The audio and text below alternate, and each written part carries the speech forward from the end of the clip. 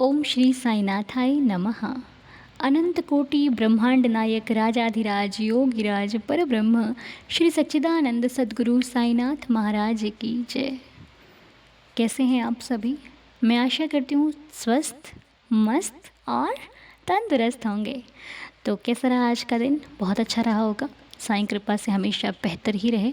आपकी सोच, आपकी कल्पना से भी अच्छा हो आपका दिन और आपके हर एक सपने बाबा की कृपा से पूरे हों। मैं साईं चरणों में प्रार्थना करती हूँ कि बाबा मेरे पूरे परिवार को सदा स्वस्थ रखना, मस्त रखना, खुश रखना और सबकी लाइफ में आने वाला हर एक दिन खुशियों से भरपूर हो। तो आइए, आज 6 चैप्टर श्री साईं सच्चरित्र हमने अध्ययन किया, 6वां अध्याय।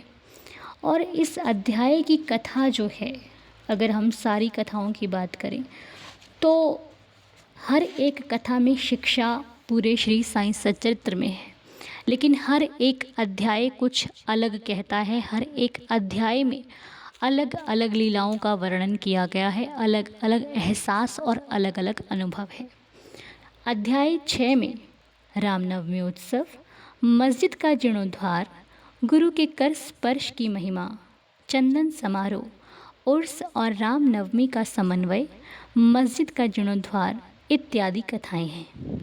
अब ये हर कथा तो हम आपसे इस वक्त नहीं शेयर कर पाएंगे, लेकिन इस अध्याय ने जो मुख्य रूप से हमें दिया है, हम उस बारे में विचार विमर्श करेंगे और अपने आप को बाबा के श्री चरणों की तरफ ध्यान लगाएंगे, बाबा का नाम स्मरण करेंगे। तो जैसा कि आपने अध्याय जब शुरू किया होगा तो सबसे पहले गुरु के कर स्पर्श के गुण दिए हुए हैं। जब आप इस कथा को या फिर इस भाव को पढ़ेंगे, आपको स्वयं बाबा का एहसास होगा। बाबा महसूस होंगे कैसे? क्योंकि गुरु के कर स्पर्श में साफ साफ लिखा हुआ है कि जब सद्गुरु ही नाव के खेवैया हैं तो निश्चय ही कुशलता और सरलता पूर्वक इस भव सागर से पार उतार देंगे। जब कहने का अर्थ बाबा ही सब कुछ है, मैंने अपनी डोर बाबा को सौंप दी है, तो मुझे चिंता करने की आवश्यकता नहीं है, मुझे विश्वास रखने की आवश्यकता है कि इस भव सागर से पार उतरना ही है। और दुनिया संसार वालों के लिए यहाँ के धन, यहाँ की चीज़ें, यहाँ के सुख सुविधा मायने रखते हैं। भगवान को पता है कि मेरे भक्त को अगर ये सब भी मिल जाएगा, अगर मैं ना मिला तो उसके लिए सब कुछ व्यर्थ है। ये भगवान जानते हैं। इसलिए भगवान हमें वो सुख देना चाहते हैं जो सच में सुख है। और दुनिया सुख पता क्या सोचती है? मेरे पास खूब सारा धन हो जाए, मेरा बहुत बड़ा घर हो जाए, मेरे पास एक गाड़ी हो जाए, ये सुख में गिनते हैं हम जैसे लोग। लेकिन हकीकत में ये सुख है ही नहीं, क्योंकि जिनके पास ये सब कुछ है ना, वो भी परेशान है। उनके पास भी कोई तकलीफ़ है, कभी बैठ के देखिए वो भी रो रहे होते हैं। अगर सुख होता तो वो खुश नहीं होते। जिनके पास गाड़ी है, बंगला है, घर है, सब कुछ है, पर शांति और सुकून वहाँ पर भी नहीं है। सुकून कहाँ है? जिसके पास कुछ नहीं है। अब इसका मतलब ये नहीं कि हम मेहनत करना छोड़ दें या फिर अपने घर की सुख सुविधाएं ना लें। सुख सुविधाएं लेना अलग है और किसी चीज़ के पीछे भागते रहना अलग है। हमें ये सीखना है कि अगर हमें भागना है तो सिर्फ देवा के नाम के पीछे भागना है, उनकी लीलाओं के पीछे, उनके पीछे भागना है। वही सच्चा सुख है। और आपको भागने की भी ज़रूरत नहीं। आप सिर्फ अपने बाबा का, अपने गुरु का नाम स्मरण करो, वो अपने आप आपके पीछे हो जाएंगे और आपको अपनी चरणों से लगा देंगे। अब मैं आपको कुछ महसूस कराना चाहती हूँ, जिसके लिए आपको अपनी आइज़ क्लोज़ करनी है। अपनी आँखें बंद कीजिए। कर ली? सभी ने बंद करनी है। जो जो इस वक्त मुझे सुन रहे हैं, अपनी आँखें बंद कीजिए। अब बाबा का नाम लो, मेरे साथ बोलो, ओम साई राम, ओम साई राम, ओम साई राम। अब महसूस करो कि बाबा आपके सामने खड़े हैं। फील करो कि बाबा आपके समक्ष खड़े हुए हैं।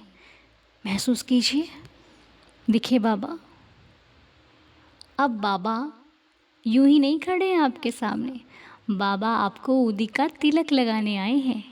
तो चलिए बाबा से कहिए, प्रभु मेरे माथे पर मेरी उदी लगा दीजिए। आपके हाथों से लगी उदी तो मुझे इतना सुख दे देगी कि मुझे जीवन में शायद कुछ मांगना ही ना पड़े।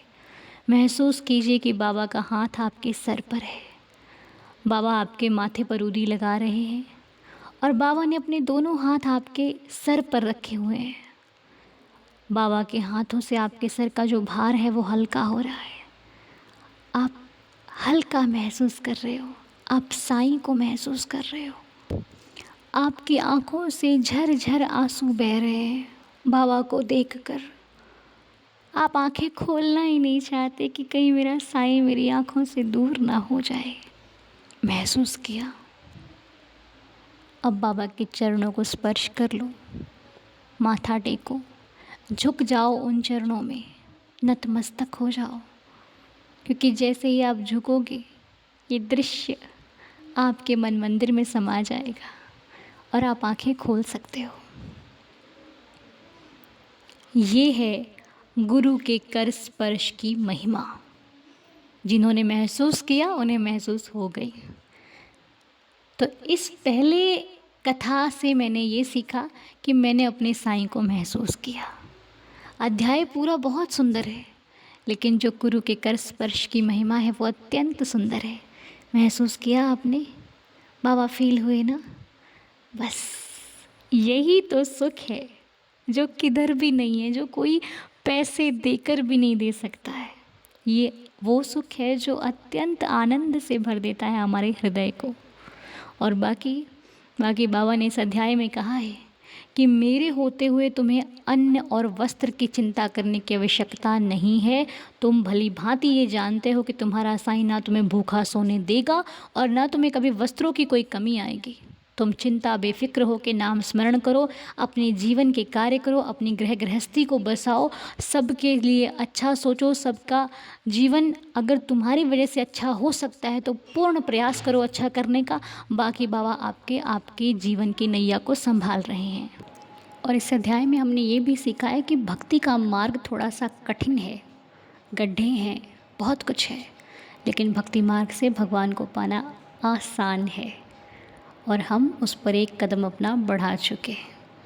तो बस आज के अध्याय की शिक्षा एक एहसास है जो बाबा को पाने का सरल तरीका है। तो कभी भी आपका मन उदास हो तो इस सरल तरीके को ज़रूर अपना कर आप बाबा को पा सकते हो। ठीक है? कभी भी मन घबराए तो ऐसे साईं को अपने हृदय के साथ लगाना और बाबा को महसूस करना, आपकी सारी चिंताएं दूर हो जाएंगी। इसे आप एक बढ़िया सा उपाय भी समझ सकते हो। ठीक है? बाकी बाबा आपकी हर इच्छा पूरी करें। आप जिस भाव से ये प्रार्थना, ये पाठ कर रहे हो, साईं जी आपके भाव को जानते हैं। किसी की परवाह ना करके अपने मार्ग पर बढ़ते रहो, सब कुछ अच्छा होगा। देखना सारे मार्ग सरल हो जाएंगे। आगे की चिंता छोड़ दीजिए, पीछे जो हुआ उसे भूल जाइए। जो चल रहा है बाबा सब जानते हैं, सब कुछ अच्छा होगा। हर एक मनोकामना पूरी होगी और बाबा आपको अपने ध्यान में, अपने नाम स्मरण में लगा देंगे।